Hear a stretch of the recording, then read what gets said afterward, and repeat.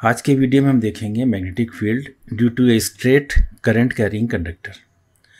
तो इसके लिए हमने कंडक्टर कंसीडर किया ए बी, और इस कंडक्टर में बी से ए की डायरेक्शन में करंट फ्लो कर रही है आई, और इस करंट की वजह से इस कंडक्टर के अराउंड एक मैग्नेटिक फील्ड क्रिएट होगी। इस मैग्नेटिक फील्ड के अंदर हमने एक पॉइंट कंसीडर किया पी, और हमें ये देखना है कि इस पी पॉइंट के ऊपर इस पूरे कंडक्टर की वजह से यानी ए बी कंडक्टर की वजह से मैग्नेटिक फील्ड जो क्रिएट हो रही है उसकी स्ट्रेंथ कितनी है।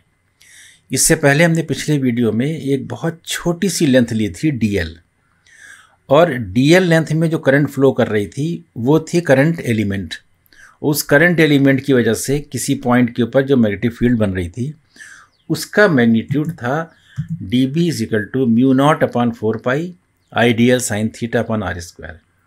ये निकाला था हमने बायो-सावर्ट लॉ से, और उस वक्त हमने ये भी कहा था कि इस डेरिवेशन की मदद से हम आगे बहुत सारे डेरिवेशन करेंगे, और अगर आपने वो वीडियो नहीं देखा है तो हम उसका लिंक यहाँ सजेस्ट कर रहे हैं। तो यहाँ पर हमको निकालना है कि इस पूरे कंडक्टर की वजह से कितनी मैग्नेटिक फील्ड बन रही है। तो पहले हमने ये मान लिया कि इस पी पॉइंट की इस कंडक्टर से परपेंडिकुलर डिस्टेंस ए है, तो ये ए डिस्टेंस पर ऐसे कई पॉइंट हो सकते हैं, यानी यहाँ भी पी पॉइंट हो सकता है, इसकी डिस्टेंस भी देखिए ए है, यहाँ भी हो सकता है, यहाँ भी हो सकता है, यहाँ भी हो सकता है। तो हमको यहाँ पर एक स्पेसिफिक पॉइंट चाहिए।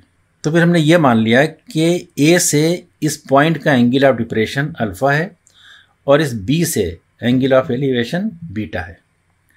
तो ये दोनों पैरेलल लाइन है और ये ट्रांसवर्सल है, तो ये अगर अल्फ़ा है तो ये भी अल्फ़ा होगा। इसी तरह से ये अगर बीटा है तो ये भी बीटा होगा। तो हमको यहाँ पर जो नोन क्वांटिटी मिली है वो है करंट, ये डिस्टेंस ए, और ये दोनों एंगल।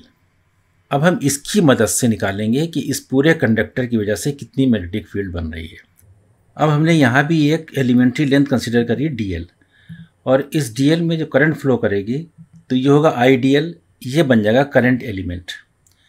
इस करंट एलिमेंट से इस पॉइंट तक की डिस्टेंस मान लीजिए r है, और यहाँ जो एंगल बन रहा है ये एंगल थीटा है, जैसे कि ये डिस्टेंस r है और ये साइन थीटा है। और इस करंट एलिमेंट की वजह से जो p पॉइंट के ऊपर मैग्नेटिक फील्ड बन रही है उसका ये मैग्नीट्यूड है। हमको देखना है कि इस पूरे कंडक्टर की वजह से यहाँ पर कितनी फील्ड बनेगी। अब यहाँ ये देखिए कि जो dl है एलिमेंट्री लेंथ, अगर यहाँ ना लेकर यहाँ ली होती तो इसमें r भी चेंज हो जाता और थीटा भी चेंज हो जाता।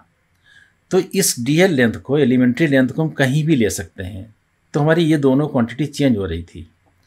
तो इसलिए हम यहाँ पर डेरिवेशन में वो क्वांटिटी लेते हैं जो चेंज नहीं होती, जैसे इसमें करंट चेंज नहीं होगी, इसमें ये ए डिस्टेंस चेंज नहीं होगी, और ये अल्फ़ा बीटा एंगल चेंज नहीं होगा। तो डेरिवेशन में हम सिर्फ उसी क्वांटिटी को लेते हैं जो चेंज नहीं हो रही होती है। तो फिर हमको ये dl sin θ/r² को सब्स्टिट्यूट करना पड़ेगा इस क्वांटिटी से। तो इसके लिए हमने पहले ये कंसीडर किया कि CPK ये जो एंगल है ये एंगल फाई है, और इस ट्रायंगल के अंदर यानी KCP ये जो पूरा राइट एंगल ट्रायंगल है इसके अंदर एलिमेंट्री लेंथ की वजह से जो एंगल सब्टेंड हो रहा है वो d फाई है। अब dl sin θ को सब्स्टिट्यूट करना है, तो dl तो ये है और थीटा एंगल ये है, तो साइन थीटा का मतलब यहाँ पे कोई राइट एंगल ट्रायंगल होना चाहिए। तो यहाँ से ये KP लाइन के ऊपर एक परपेंडिकुलर ड्रॉ कर दिया MN, तो ये एक छोटा सा राइट एंगल ट्रायंगल बन गया। इस ट्रायंगल को पहले कंसीडर करते हैं, इसको इनलार्ज कर लेते हैं यहाँ पर। तो ये MNK, इसमें ये MN जो है ये परपेंडिकुलर है और ये हाइपोटेनियस है, और ये एंगल थीटा।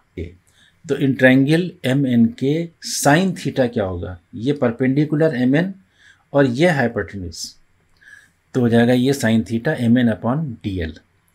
तो MN हो जाएगा dl sin θ, ये इक्वेशन 1 मान ली। अब देखिए ये dl sin θ की जगह पर MN आ गया। अब हमको ये MN भी सब्स्टिट्यूट करना पड़ेगा। इसके लिए हमने ये ट्रायंगल मान लिया MPN, ये ट्रायंगल ये परपेंडिकुलर है, तो ये डिस्टेंस r अगर है तो ये डिस्टेंस भी r होगी। तो इस ट्रायंगल में MNP में ये एंगल = r/रेडियस, तो r कितना है MN और रेडियस r, तो d फाई = r/रेडियस यानी MN/r, तो MN = r d फाई, ये इक्वेशन 2 हो गई। अब देखिए ये भी MN = dl sin θ और ये MN = r d फाई। तो इन दोनों इक्वेशन को कंपेयर करते हैं तो dl sine theta is equal to r d phi. तो यहाँ पर डीएल साइन थीटा की जगह रख सकते हैं आर डी फाई।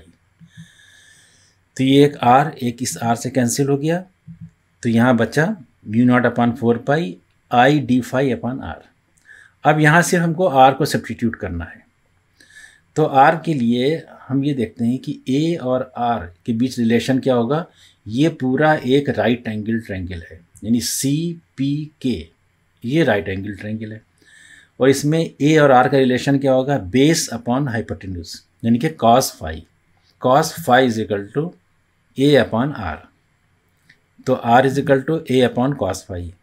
अब ये वैल्यू जो ए अपॉन कॉस फाई है इसको पुट कर देंगे इस इक्वेशन में, आर की जगह के ऊपर लिख देंगे ए अपॉन कॉस फाई। तो ये हो जाएगा ए अपॉन का मतलब ये ऊपर चला जाएगा, तो ये हो जाएगा D phi cos phi upon A. इसको ऐसे लिख सकते हैं कि कॉस फाई को पहले लिख देते हैं, डी फाई को बाद में लिख देते हैं। अब ये जो मैग्नेटिक फील्ड मिली है ये एक करंट एलिमेंट की वजह से मिली है। तो टोटल मैग्नेटिक फील्ड हो जाएगी, इस डी को इंटीग्रेट कर देंगे। तो इसको इंटीग्रेट करेंगे, यहाँ पर लिमिट क्या रखेंगे, इसको इंटीग्रेट कर रहे हैं हम फाई की रिस्पेक्ट में। तो देखिए ये यहाँ पर अगर कोई एंगल ऐसे ऊपर की तरफ जा रहा है इस डायरेक्शन में तो ये पॉजिटिव होता है, और जो एंगल नीचे आ रहा होता है ये निगेटिव होता है। तो ये एंगल अल्फ़ा जो है ये पॉजिटिव है और ये बीटा निगेटिव है।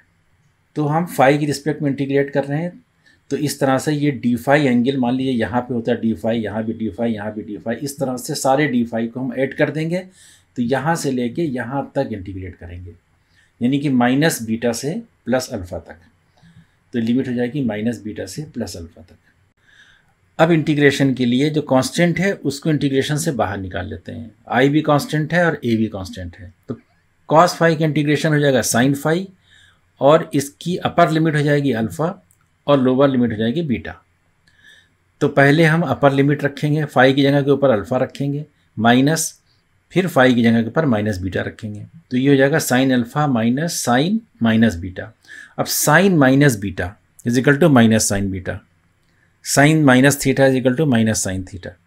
तो ये माइनस साइन बीटा, तो वो माइनस इस माइनस से मिलकर प्लस हो जाएगा। तो ये बन जाएगा sine alpha plus sine beta. तो ये मिल गया magnetic field due to a straight current carrying conductor. अब इसमें एक केस ये देखेंगे कि अगर कंडक्टर की लेंथ फाइनाइट ना होकर इनफाइनाइट लेंथ हो तो मैग्नेटिक फील्ड कितनी मिलेगी।